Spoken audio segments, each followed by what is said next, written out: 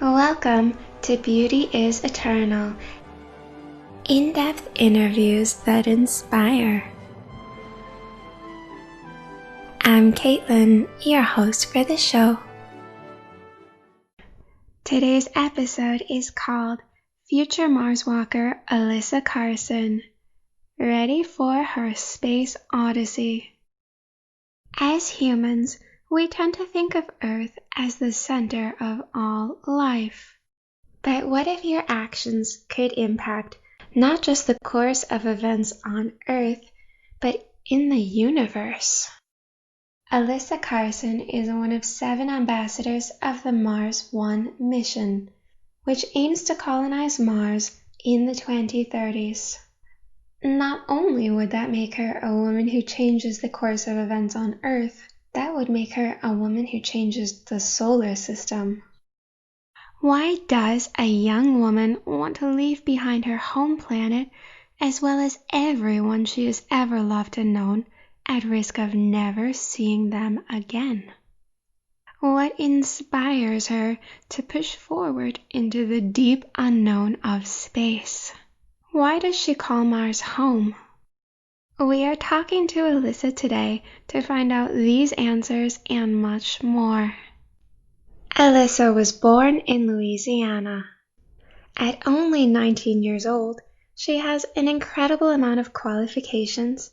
By the age of 12, she had participated in the Mer 10 panel about an expedition to Mars live on NASA TV and had visited all 14 NASA visitor centers in the US, becoming the first person to ever complete the NASA Passport program. She was also the first person to ever complete all 3 NASA space camps around the world, including in Turkey and Canada. She is the youngest person ever accepted into the International Space University, as well as the youngest person accepted into the Advanced POSSUM, which stands for Project Polar Suborbital Science in the Upper Mesosphere, where future astronauts are trained in areas such as spacesuit training, underwater survival training, microgravity training, and decompression training. She has watched 3 space shuttle launches and is an honorary member of the Civilian Air Patrol. Not to mention, she attained her rocket license before she got her driver's permit. Her call sign is NASA Blueberry, which is also the name of her website, nasablueberry.com. She is currently a freshman at Florida Tech studying astrobiology. Alyssa has already given 3 TEDx talks.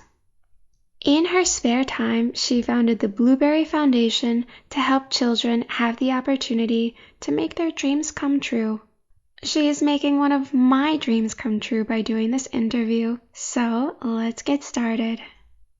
Well, thank you for joining me all the way from Florida today. Yeah, it's been crazy going all over the place and getting things situated. This is not in the questions I sent you, but because you're in a quarantine right now, correct? Or are you attending class? Well, all classes have been moved online, and basically almost every state now has like a stay-home order. So just trying to, I guess, stay away from other people. I do like classes every single day, still doing like homework and stuff. So just trying to keep up despite not being there in person. Yeah, I understand.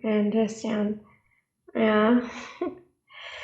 So I know you've told this story before of how you became interested in space and Mars, but I still want to ask you again, how does a 3-year-old girl, a child, suddenly, decide that she wants to do something life-changing like become an astronaut and go to Mars? Yeah, I mean, obviously I was super young and I don't remember everything too exactly. like I said, 3 is kind of like our guess as to when it happened. We weren't necessarily paying attention at the time, but kind of the best guess that me and my dad have is that it would have been like a cartoon or something on the TV that would have gotten me thinking about space or about Mars. And our best guess is the Backyardigans, just because I had a poster from that TV show that had Mission to Mars on it. And my dad remembers more specifically about me asking about space and about Mars. And it's not like we talked about Mars every day in the house. It wasn't like a common conversation topic. So it was a bit out of the blue for me to come and start talking about Mars. And so he told me a little bit about the missions to the moon, but that we hadn't been to Mars yet. And so that was kind of the first spark at getting into space and wanting to talk about going to Mars. And the more I've grown up and learned about space and studied about it, the more I've wanted to do it. And you have said before that for you, Mars feels like home. Can you talk about that a little bit? Yeah, well, I definitely think that I've always been pretty passionate about believing that Mars is definitely our next step in terms of space exploration in general. I just see so many of the benefits in going to Mars, and going to Mars, we're going to be living there for a pretty long time, even though we'll have a return mission, but we'll still probably have to live there for about 12 months. And so it is going to eventually become a home. And the way I see it is that Mars has so much potential of actually housing like resources, possibly even being a second home, having a second planet. Like I said, with resources, or even as population keeps growing, we can have a second place to live. And so I think that as technology advances, Mars can almost become that and become a second home. So us going to Mars and the trips to Mars, hopefully in the next several years, will start to be like the building blocks of that, of seeing how realistic that is, how possible that is, and what all we could actually do with it. So, right now, you're preparing for an expedition in the 2030s to Mars. It sounds like you're planning on returning from that expedition. You're not planning to go and spend the rest of your life farming on Mars. Is that right? Yeah, well, I mean, there are definitely different companies and organizations who have had different ideas for the missions to Mars.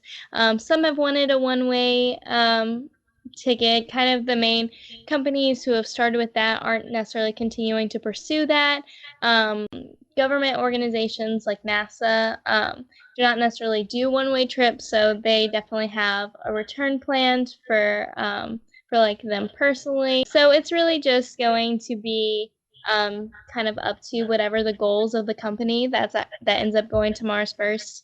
However, personally, I believe that the first missions are going to have a return, just because I think that we're going to want to bring our research back. We're going to continue researching everything that we have. We can only bring so much scientific equipment with us all the way to Mars. So there's definitely going to be a lot more things to look into, and so at least some stuff back eventually. So I do believe that the first missions are going to be back and forth, and possibly more long term could be down the road. But I don't think we're at the point to just going and then staying forever quite yet. And on those first expeditions, do you think it's likely that you'll find bacterial life, that you'll find signs of life previously on Mars? What are your thoughts about David Bowie's question about life on Mars?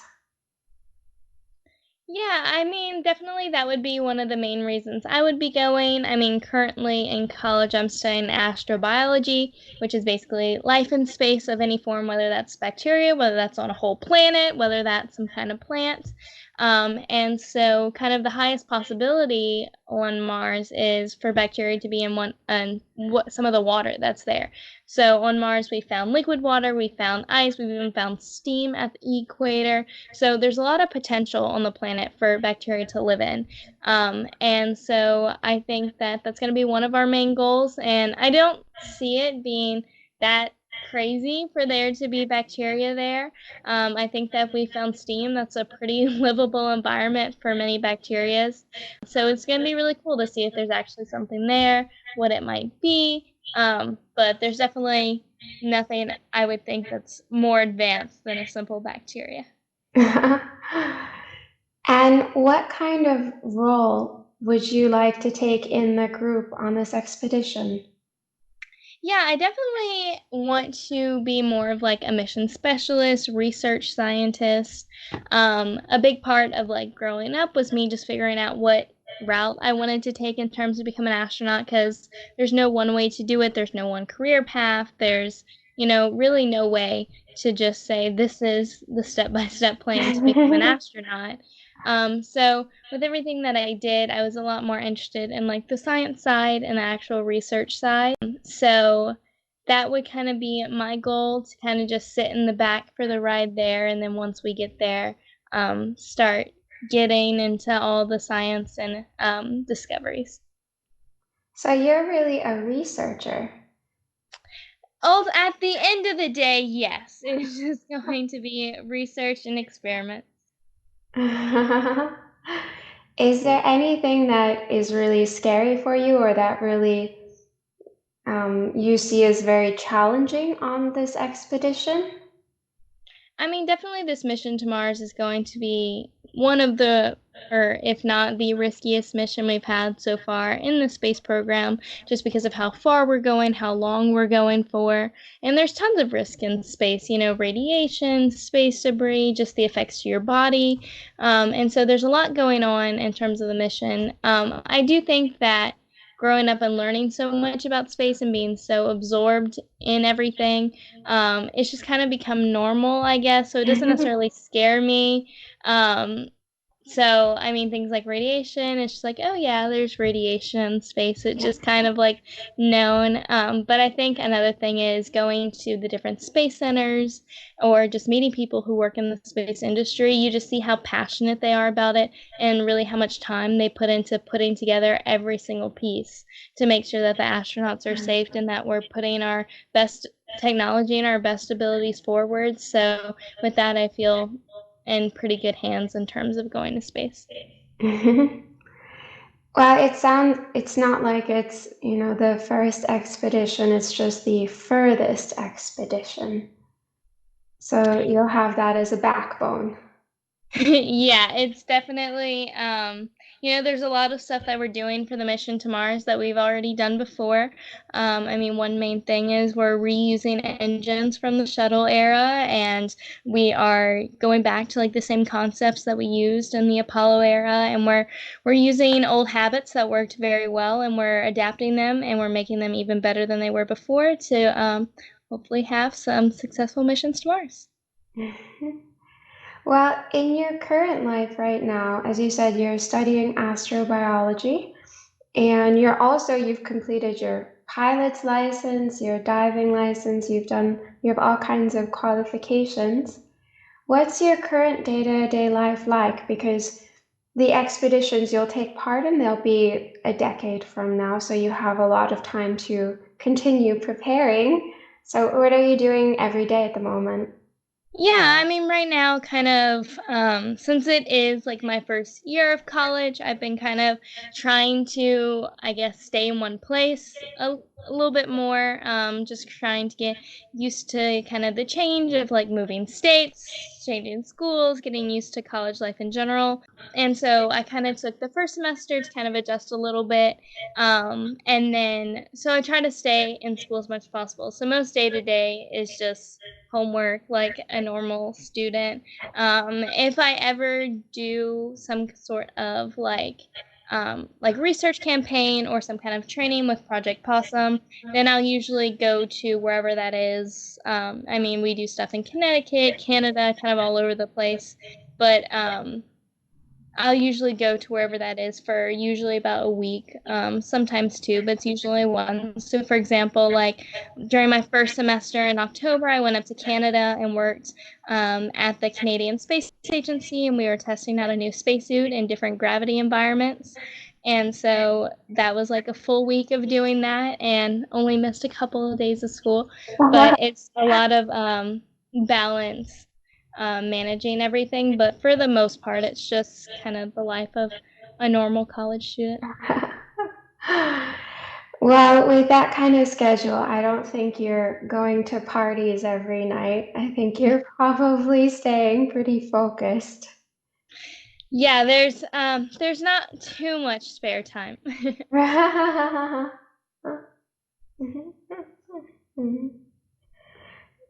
But in your spare time, what are your hobbies? Yeah, well, I mean, growing up, so I played competitive soccer for 10 years. I also did ballet and piano, which were pretty big parts of my life. I mean, recently, I guess since going to college, I've taken a lot of naps, which has been slightly new to my routine. I'm also a huge Netflix person. What I are you also, watching? oh my goodness, what am I not watching now that I'm in quarantine? I have so much spare time. I think the last thing I watched this Spanish movie called The Platform. Let's see, I also watch a lot of baking shows, because I can't cook, but it's nice to see people who do. Um, but yeah, I'm just like a pretty big Netflix person. I also enjoy either going on walks, on runs, or getting out the house a good bit. And same, just when I was kind of on campus more, just walking around or going on a run with my roommate or whatever. So that's kind of about as much free time as I can spare. I should have asked you what are not your hobbies. Yeah. And I see you've also been doing yoga. Yes, yoga. I mean, I well, when I was like younger, I used to do, I guess, more of it just because we actually did it at school, which was a bit interesting. And then also a really good friend of mine's, her mom was like really into it. She actually owns a yoga studio now, so she was like super into it. So I would always do it with her. But yeah, I'm starting to get a lot more into it. I guess more recently since, oh my goodness, I guess February, maybe January, is probably when I started getting like back into it slightly more. Because I would do it occasionally, but it's definitely just been crazy to see like how much of a workout you can actually get with yoga.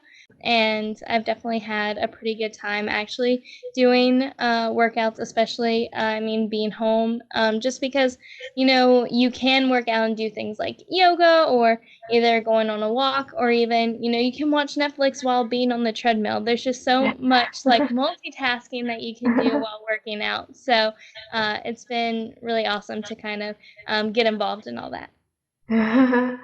Right? Sounds like you're staying active. Yeah, definitely. And on an expedition to Mars, obviously you don't want your muscles to atrophy. And also, when you're there, you're going to be living in zero gravity. I understand it correctly. How do you prepare for that physically? I mean, it's also not something you want to start doing 1 month before. Do you have in mind now, in terms of your physical activity, what you'll need to do then? Yeah, so I mean, in space, working out and exercise in general is very important to keeping your muscles and your bones as strong as they can possibly be, despite being in microgravity. So astronauts typically exercise about an hour and a half to 2 hours every single day, and so we have specialized equipment that the astronauts actually use, because obviously, if you just try doing a push-up in microgravity, you're not using anything. So we have like specialized equipment. So like a treadmill, a stationary bike, some elastic bands, things like that, that actually strap you down and still force you to use your muscles and actually work out. So those are kind of like the main exercises. There's also an equipment to do like lunges and squats. And so we have like a good deal of equipment already for kind of the time in microgravity.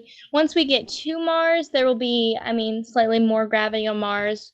Mars does have 1/3 of the gravity as Earth, So we'll have more gravity, we'll be using more of our muscles, but it still won't be as much as we do every day here on Earth. So we'll still have to exercise a good bit. But being on Mars, hopefully it will be more efficient of exercises because we'll have more of that force to actually use our muscles more.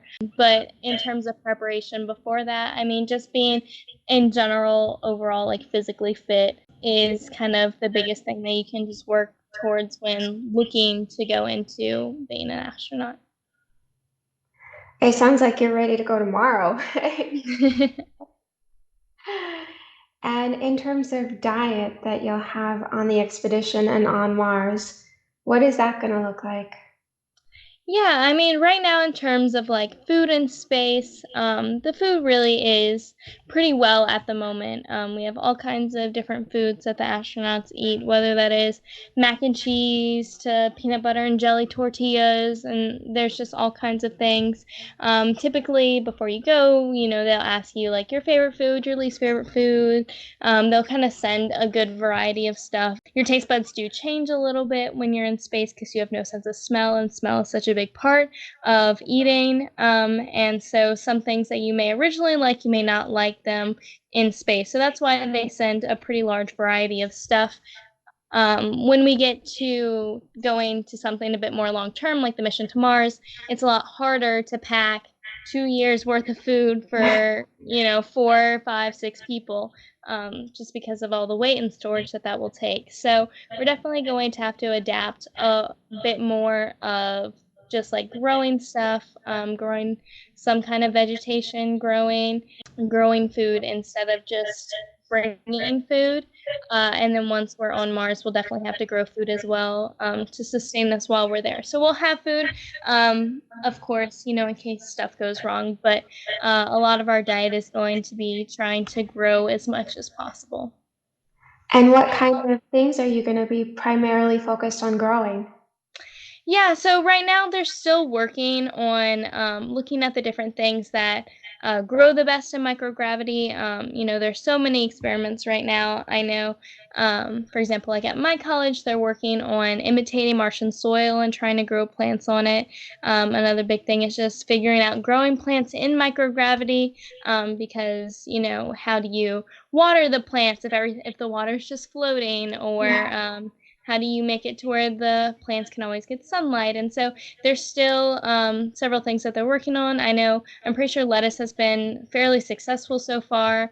I'm trying to think of some of the others, but there's several that have been decently successful, but I know they're still working on developing that to get even more foods um, successful to grow in space. So that you can have a well-rounded diet even when you're there and you don't have to live off of space bars. Yeah, that would be the goal. And what are your favorite foods to eat, actually, in general? Well, I mean, being from Louisiana, I'm a big seafood and like Louisiana food, I guess, person. Crawfish and gumbo and jambalaya and all those things, which we probably won't have in space. But that's okay. I would say like most of my favorite foods most likely won't be going to space because I'm also like a big sushi person, a big like ramen person, but despite that, I'm pretty open to most foods, to be honest. I'm not really that picky, so It sounds like you enjoy food since you like to watch cooking shows, so I like the eating part. yeah. So when I think about, an expedition to Mars for, let's say it's 6 months going there, 1 year you stay, and then 9 months back, it's like 2.5 years, I think. So what do you think about space romance? Do you think that, it would be possible? It's a fun idea for a romance novel or kind of a space novel. Could you imagine, and I hope you don't mind me asking this, could you mind falling in love with a fellow astronaut? I mean, I do think it would be a possibility to happen. Because I mean, obviously, you're staying with these people for so long and getting to know them. I don't know if it would be necessarily like encouraged or supported, I guess. Would it be allowed? Because Yeah, that's what I mean in terms of like being allowed. And the only reason I say that is just because the mission to Mars is definitely going to be the most dangerous mission we've been on. And so a lot of the time when you're up in space, we try to eliminate distractions because if you're necessarily like distracted or you're just focused on like this one person, you could be putting yourself in danger and everyone else in danger. There's a lot of things that can go wrong. And so if that is like on the side, but you're still keeping your work necessarily like at the front of your mind, then that could be okay. But just making sure that you're getting all your tasks done and not necessarily lacking on anything else, just because any sort of mistake could actually cause a big problem and put a lot of lives in danger. So that's why the mission is usually first priority. I understand. And it's not like it's a repopulation expedition. Right, right. Plus, Exploratory plus expedition. it's like 2 years. You have the rest of your life.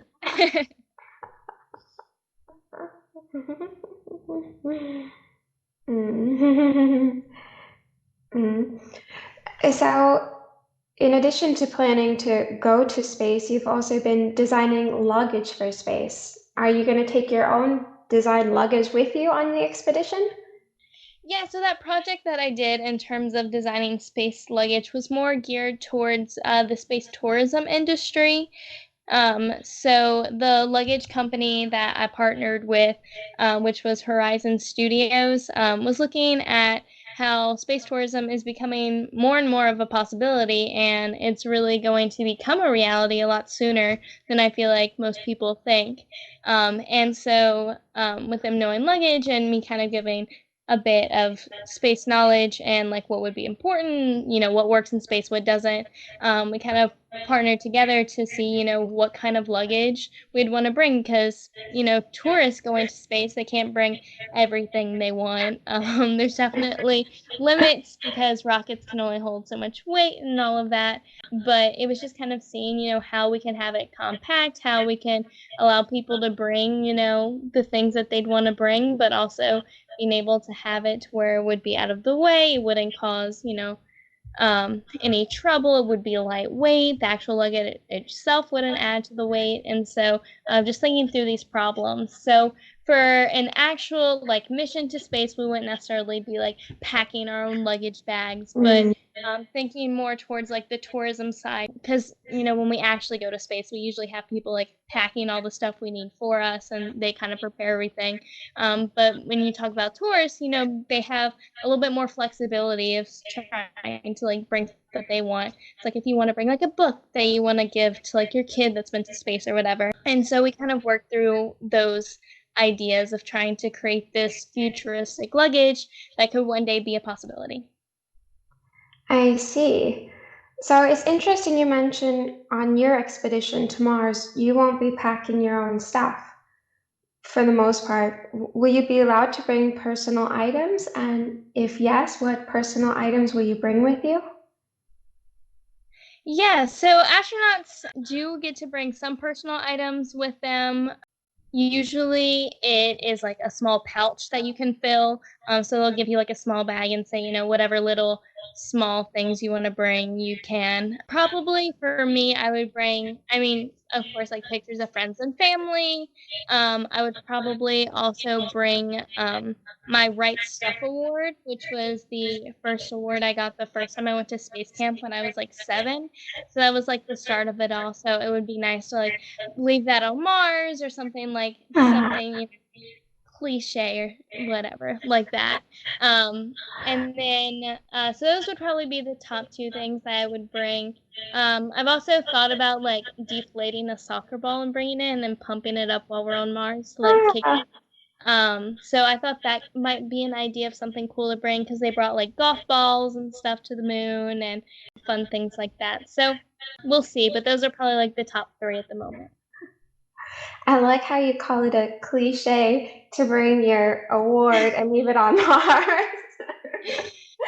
I think you're the only person in the world who's thought about doing that.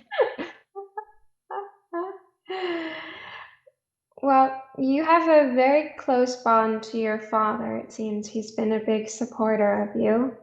Can you talk a little bit about your father and his role in helping you get to where you are? Yeah, I mean, definitely my dad's been a big part of my life. He's like traveled with me everywhere, gone to all the camps and speeches and everything in between, all the little like trainings. So definitely when I was young, he was like super supportive of my dream. Obviously he didn't fully understand that, at 19 I'd still be here working towards it. But he was still supportive regardless. And then even going to the camps, like my dad did all the crazy simulators and things like that with me. So it was really nice to kind of have that. But I do believe that with, having a dream, you need someone on your side, some kind of support system, whether that is a parent or a friend or a teacher or, anyone who can kind of help you in terms of continuing to support you and encourage you. And so luckily, like my dad was like that when I was young. And so it's been really nice to just have that support along the way. And so, yeah, he's kind of basically just done everything with me. Well, I was corresponding with him about this interview. He seems to love you very much. He's, anyway, it's just Too my. much.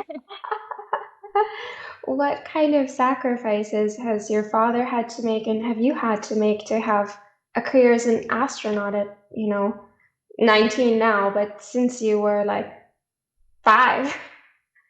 Well, I mean, definitely both me and my dad have put like a lot of time into everything that I've done. I mean, my dad does help an extreme amount in terms of like scheduling and keeping stuff organized and that kind of thing. I mean, luckily, like with my dad's job, he's able to do a lot from the road in general. So traveling wasn't too difficult in terms of him being able to travel with me because he was still able to work at the same time. But yeah, it's just definitely been a balance of, adding more things for him to do. And at the same time, I mean, traveling can be a lot sometimes, especially the kind of traveling we do in terms of like being in a country for only like 48 hours. So it's definitely a good bit of sacrifices in terms of like maybe missing out on a few like school events or things here and there. But I definitely don't think that I've missed out on anything that was more important than what I ended up doing. I don't feel like I've missed out on any sort of like major thing. So I still feel like I've gotten like the total childhood experience. Well, you also have quite a lot of years left in your life, so you Yeah. have a long time to have experiences. Have there been any moments, any really difficult times in your career as an astronaut when you've wondered if you've made the right choice or when you've second guessed it? I mean, there's been times where things have been pretty difficult, especially because a lot of the things I've done, I'm usually doing it with people who are older than I am, which means they're more educated than I am. And so it's kind of just been a learning curve of keeping up with like the level of like people that I'm with. So for example, like especially with Project Possum, I mean, some of the online classes that I do, obviously they're teaching that at a level to people who've already graduated college. And so, if there's something that I haven't learned yet, it's definitely just learning to go and ask for help and have them like thoroughly explain everything. So there's been that learning curve. I mean, definitely even starting college, it has been extremely difficult, just like I feel like the simple classes. And so it's definitely intimidating, seeing that all I'm taking for the next 4 years is just science and math. So it can Yeah. definitely be intimidating how complex they get. But I don't know. I do find it exciting to actually being able to do it, being able to understand it. So it's just working through it. Obviously, it's a difficult field. So I just hope that I make it to the end. I'm sure that you will. In your time, you said that you've trained or you've taken classes or been working together with people who are significantly older than you are, who've maybe studied more, had more experiences. How has this dynamic been? Have you found any mentors? Have you helped people see things from a new perspective? What's that been like? Yeah, I mean, it was definitely very intimidating at first, being around so many people who were older than I was. but it's kind of definitely developed more into such like a supportive family. I mean, they're super supportive of what I do and vice versa. And so it's been really awesome to kind of help have them, if I ever need help on something or understanding something or need advice with whatever I'm doing. And I'm definitely along the way, I mean, I've still made some pretty close friends. So like some people who I guess are on like the younger side of like older than I am, I've definitely gotten like pretty close to. So it's been nice to like make friends who also have similar interests. Yeah, just having that community to be able to support each other. Mm. Do you also have some friends from your studies, some friends in your age group? So if you have like a birthday party, then you have your older astronaut friends and then your younger friends, or what's that like? Yeah, well, I mean, definitely I've been working, for example, like with Project Possum to be more inviting of, I guess, younger applicants or younger people wanting to get involved into it. Because I feel like me starting, at 15, which was, pretty crazy, but I've kind of shown a bit, the capabilities of what someone who is younger can do. And I think that that has kind of translated to them being more open to allowing, more 18-year-olds, more 19-year-olds, that kind of thing, to get involved in the program, which has been really awesome. So we're building definitely a larger community of a lot, a wider range of ages. Well, one of the inspiring things about you is that you've done it your way. You realized at a young age what you wanted to do, and you weren't like, okay, well, if I do all of this by the time I'm 40, I can be an astronaut. You were kind of like, well, I could do it like that, but why can't I do it like this? Yeah, I mean, I've definitely understood that like the dream of wanting to become an astronaut is definitely like a goal that's typically seen for like a lot older as like succeeding with that. And so, typically astronauts are in their 30s. I think our youngest American astronaut is 32, which, I think is important to be able to have that education and work experience. But typically, a lot of those astronauts who are becoming astronauts at like 32, they didn't necessarily have the goal of wanting to become an astronaut when they were young. Maybe they thought about it, but, by the time they were in their 20s, they were like, "Oh, I have those credentials. Why not apply and see what happens?" And that's a common story among a lot of the astronauts. They did whatever they were passionate about, whether that was, aerospace engineering or becoming a fighter pilot or whatever it was. Um, and then they looked to become an astronaut because they had the qualifications, which, I mean, what I'm doing is, I guess, pretty similar. I mean, I have the goal of wanting to become an astronaut, but I also have other goals as well in terms of astrobiology as a profession. But I think that choosing to become an astronaut at an earlier age and sticking to that, and always having that goal in mind instead of just losing focus of it, kind of really guides you, I guess, in terms of like getting there. And then I think right now, in terms of like this day and age, with more private companies coming into the space program, the thought of younger people going to space and with space tourism coming about, younger people going to space is becoming more and more of a possibility. And so that has kind of just naturally flowed, I guess, with my Yeah. age range. So, I mean, I've just been trying to put myself like prepared and in the right position to, if I could go to space, let's say with Virgin Galactic or something like that in the next year or so, and being able to inspire, kids all over the world that if you decide what you want to do at a young age, you can start working towards it. You don't have to wait till college to start working towards it. You don't have to wait till then to decide what you want to do. You can start looking at career paths, and you can start, getting involved in that. And even though you may not succeed it for, many years, at least you're still being interested in something. At least you're still working towards a goal. You know, when you were talking about that, you reminded me something I was thinking about earlier with regards to you. I think in past times it was more common for children to start and pursue something as an expert at a younger age. it was more common for people to say maybe 10 or 15, this is what I want to do, and really go into that field.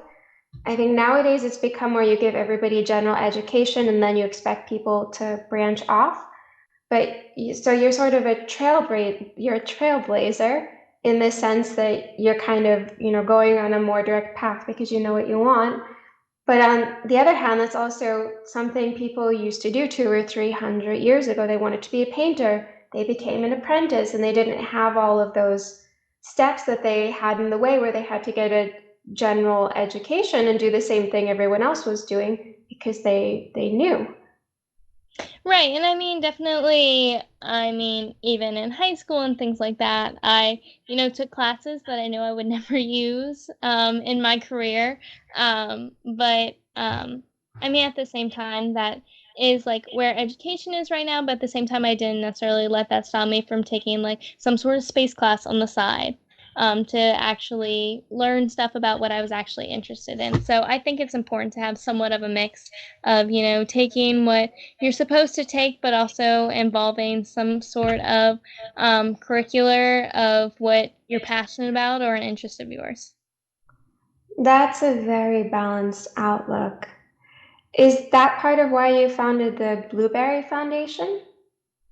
So the Blueberry Foundation, it was originally supposed to be a foundation in terms of helping get kids to space camp because when I went to space camp when I was like 7, it was super inspiring and really helped me figure out a lot and solidify that I did want to become an astronaut and also helped me figure out what area of science I'd want to research, what I would want to do if I wanted to be a pilot or if I wanted to study science, and all helped me figure out so much. So I was definitely passionate about wanting to give other kids that same opportunity of having to, discover what they wanted to do. And so that was the original intent of the Blueberry Foundation.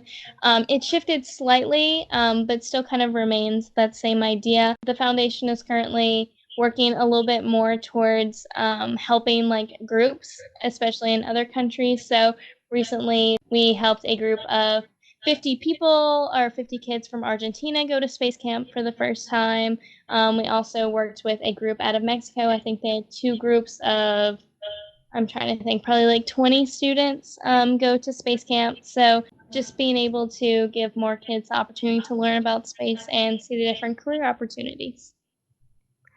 That must be very rewarding that you're able to help other people get this opportunity to discover what they love at a young age. Well, it's been super nice, especially the amount that I've traveled. So far I've been to 26 different countries, and most of them I am talking about space or talking about different career paths that kids can take and speaking to kids directly. And so it's been really nice to be able to see them understand all the different career opportunities. And if they are interested in space, I feel like kids in other countries get very hung up on NASA specifically. There are definitely so many other companies doing just as much space related work. So, for example, if you're in Europe, definitely look at ESA, and there are definitely just as many ESA astronauts going to the International Space Station or building satellites or whatever your area of science is interested in. So, I think it's been not only teaching people about what NASA's been doing and what the goals are, but also what is going on in their own country and what opportunities they have there, or even talking about the private space industry with the private space industry. Once they get to the point of selecting astronauts, it's not going to matter as much about nationality because it's not a government business. If you have the criteria for the job and you're the best fit, then they're going to select you as an astronaut. And in private industries, we're going to have more astronauts, more people working for the space industry. So just kind of letting all the kids know all the opportunities that are coming about in terms of the space industry. That's interesting. So the space industry will actually be a growing sector for jobs in the future. I never thought of it like that. Yeah, it definitely is going to be growing. Definitely with, talking about missions to Mars, there's been more jobs coming into place because the facilities are becoming more and more active. Now that the rocket is starting to be built. I think the first one has already, the core stage and all that has already been built. And as, like I said, the private industries grow more and more, space tourism, or even, space companies like SpaceX just going to the International Space Station or bringing supplies, there's just going to be almost like an explosion of jobs happening due to, the amount of companies and the amount of involvement we'll have in space. And that's so funny because in Germany they always say tech jobs are very secure. If you want to make sure you have a job, study IT, study development.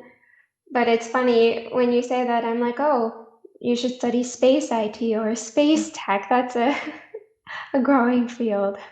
That's so cool. Yeah, it definitely is. When you said that when you go to these 26 countries or when you visit these children in other countries, you talk to them, you speak fluently at least 4 languages. You studied in 4 languages. You're a polyglot. Do you actually communicate if it's, I saw a video of you speaking French. So if you're in France, do you speak to them in French then? Yeah, well, I mean, from kindergarten all through high school, I went to a international immersion school, which is where I learned the 4 languages. But yeah, definitely, if I go to a country where I mean, I know their native language, so I'm going to speak to them in that. I've done speeches in Spanish in South America. I've done either smaller speeches, so like groups of kids. I've even done like a large speech in Spanish. So I think every time I've gone to South America, they always get excited when I speak Spanish. But I think that also helps a lot, I think, when speaking to kids, because being the same age as them, speaking the same language as them, you connect to them.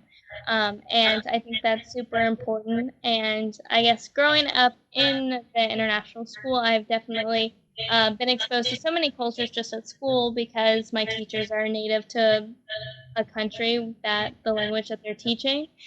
So we learned all of their cultures, but I definitely always want to be able to speak to people in their language. I don't necessarily think it's fair to like expect everyone to know English.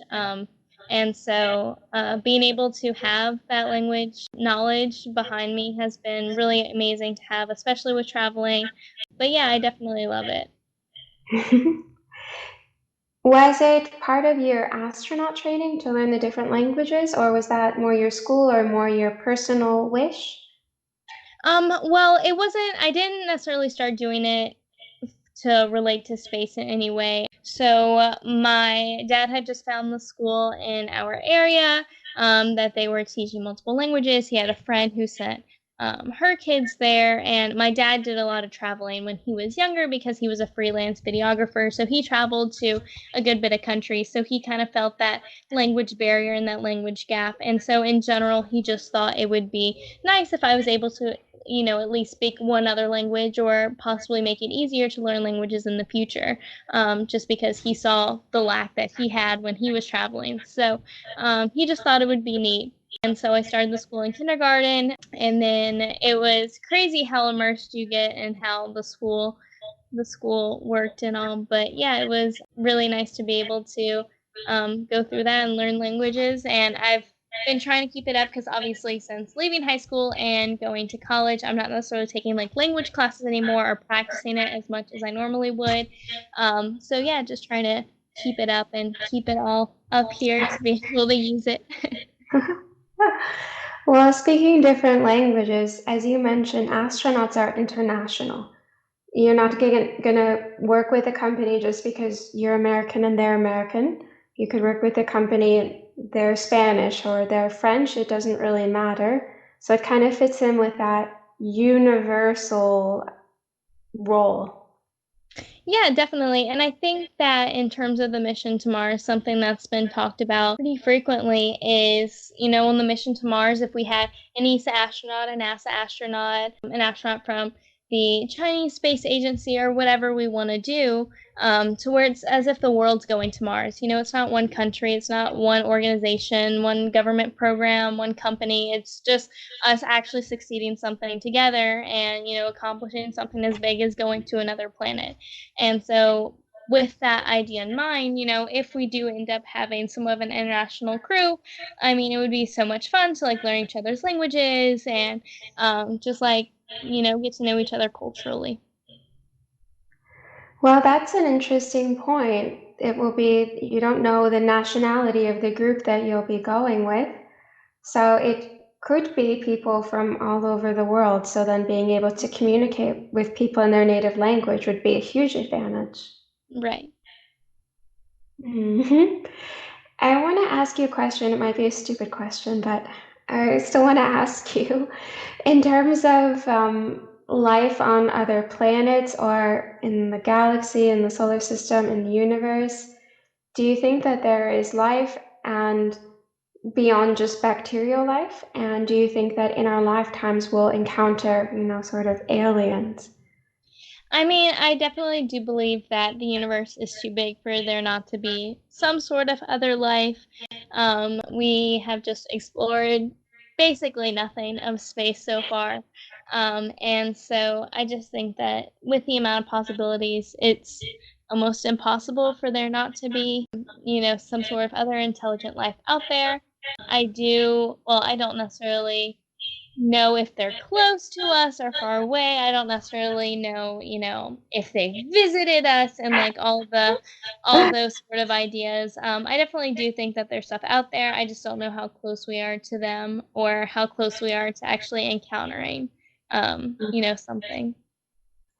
Well, like the X Files says, the truth is out there. So, Right. We just have to go find it. do you have a favorite Mars or astronaut or outer space movie? I mean, probably some of my favorite space movies is The Martian, Apollo 13.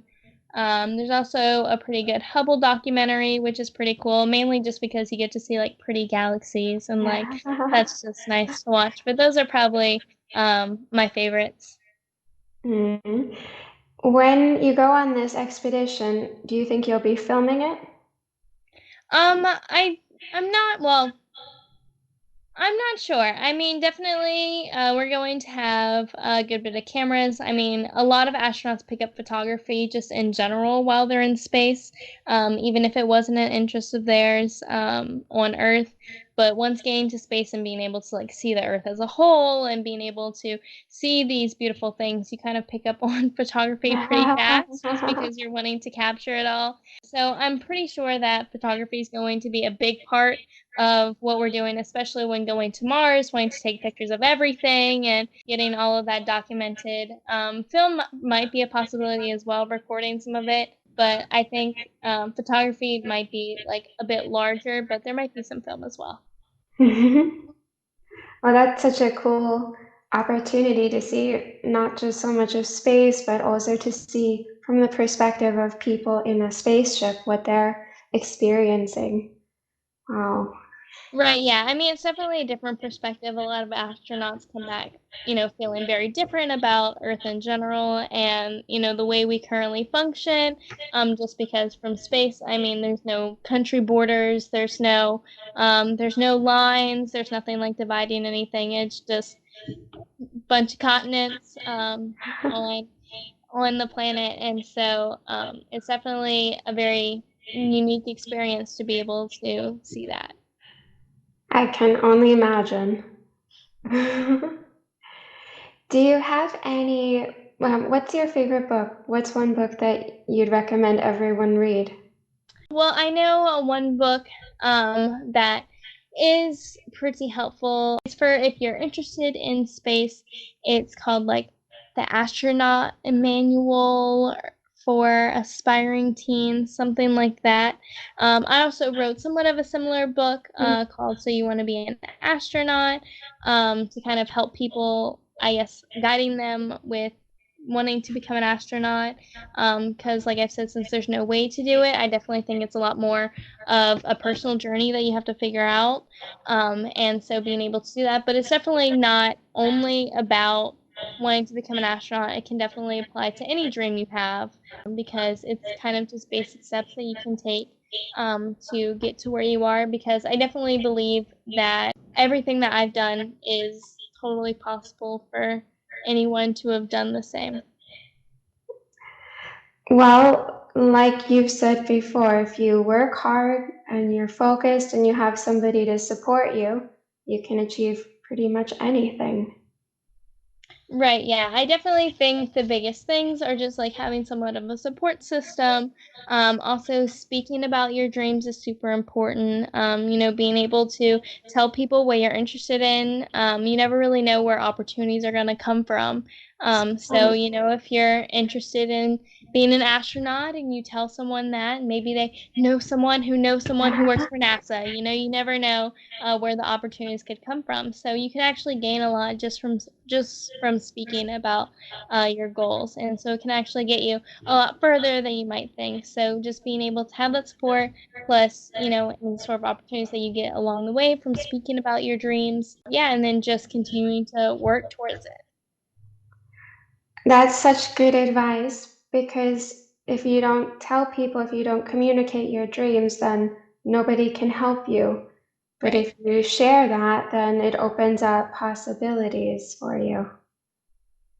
Yeah, there's definitely so many possibilities or opportunities Mhm. that are out there, which just come about from random conversations because it's always going to be the people you least expect that can actually, give you some sort of opportunity or advice for your dream.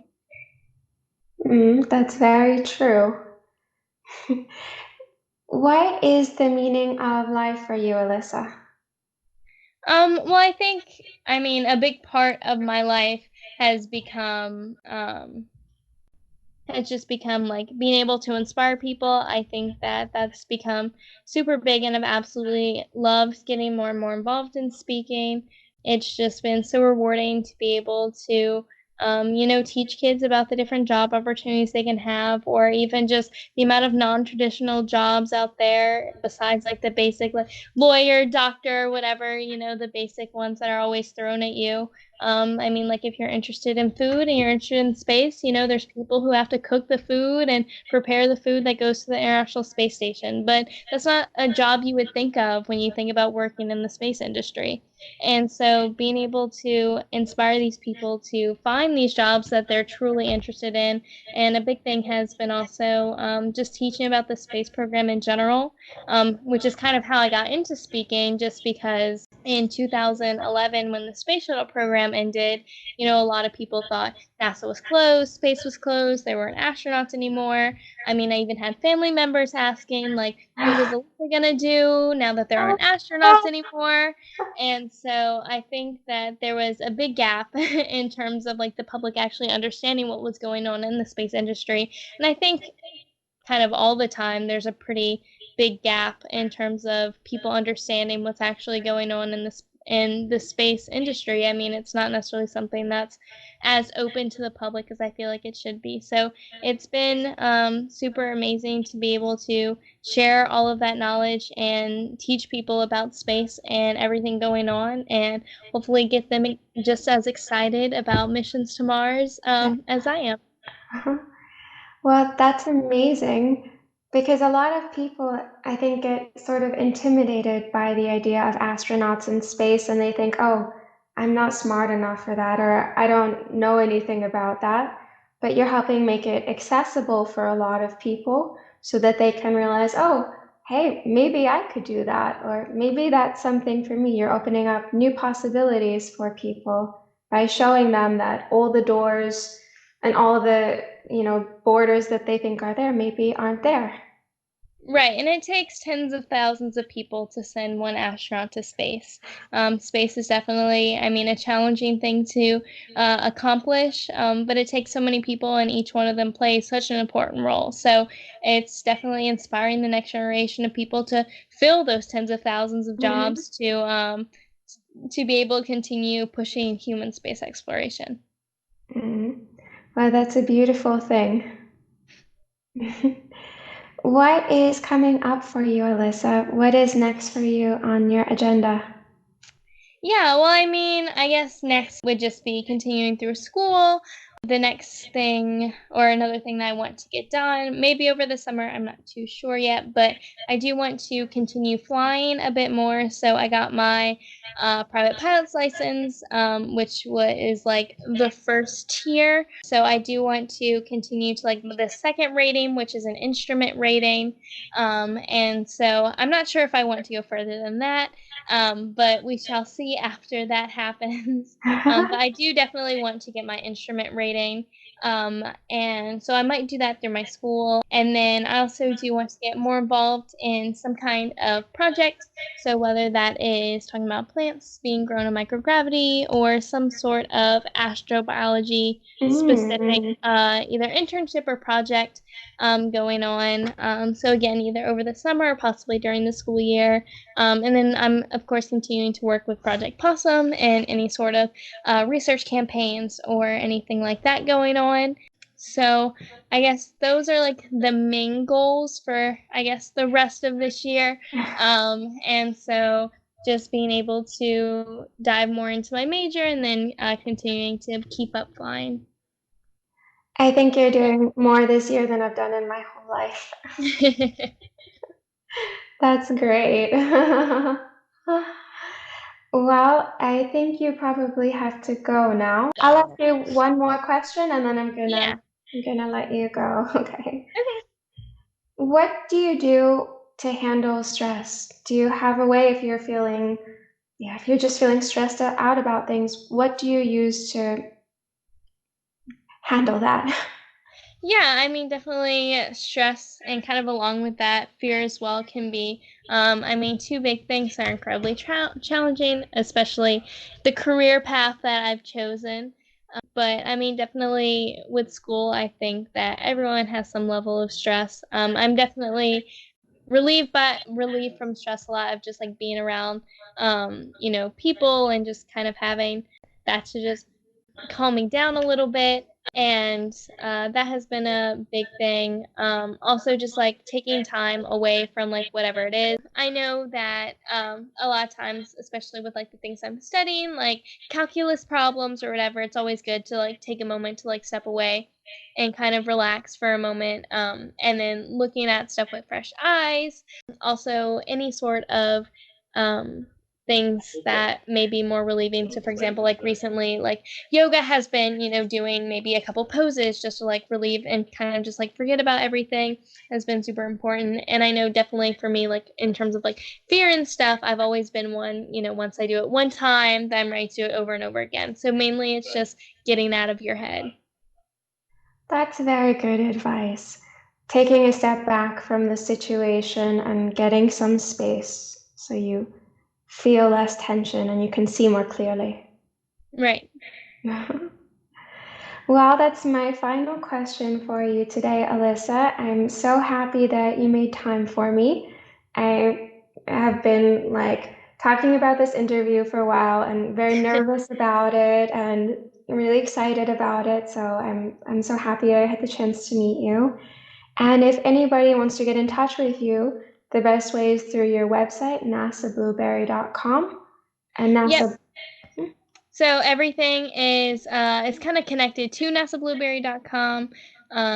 But again, almost every sort of social media is basically NASA Blueberry, whether that is Instagram, Facebook, Twitter, LinkedIn, whatever.